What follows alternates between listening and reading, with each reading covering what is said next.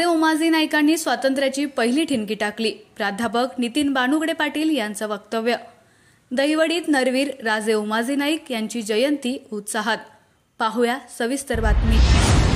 राजे उमाजी नाईक यांनी स्वातंत्र्याची पहिली ठिणगी टाकल्याचं प्रतिपादन इतिहास अभ्यासक व व्याख्याते प्राध्यापक नितीन बानुगडे पाटील यांनी केलं. राष्ट्रवादी शरदचंद्र पवार पक्षातर्फे दहिवडी येथील बाजार पटांगणामध्ये राजे उमाजी नाईक यांच्या जयंतीनिमित्त आयोजित कार्यक्रमात ते बोलत होते.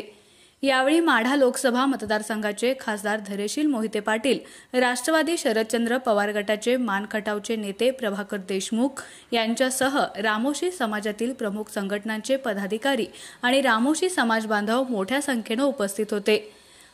प्राध्यापक बानुगडे पाटील म्हणाले की उमाजी नाईक यांचा इतिहास खूप मोठा आहे. सर्वांनी तो जाणला पाहिजे आणि जगला पाहिजे.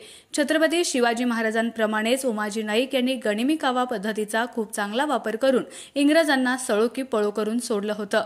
शिवाजी महाराज, उमाजी नाईक यांच्यासारख्या महापुरुषांनी सुरुवातच केली नसती तर आजची परिस्थिती वेगळी असती, असंही ते म्हणाले. याचवेळी त्यांनी बहिर्जी नाईक यांचा इतिहासही उलगडला. खासदार मोहिते पाटील म्हणाले, रामोशी समाजातील तरुणांनी शिक्षित होणं गरजेचं आहे. समाजातील लोक शिकली तर समाजाची प्रगती होईल.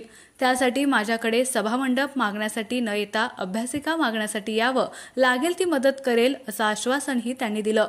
प्रभाकर देशमुख यांनीही प्रशासकीय सेवेत असताना छत्रपती शिवाजी महाराज, उमाजी नाईक यांच्या इतिहासाला जिवंत ठेवण्यासाठी कार्य करता आल्यानं ती सौभाग्याची गोष्ट असल्याचं म्हटलं. दहिवडीतून मिरवणूक काढल्यानंतर शाहीर देवानंद माळी यांच्या शाहिरीनं उपस्थितांना जागेवरच खिळवून ठेवलं होतं. यावेळी दहिवडीचे बाजार पटांगणावर उपस्थितांची गर्दी दाटली होती.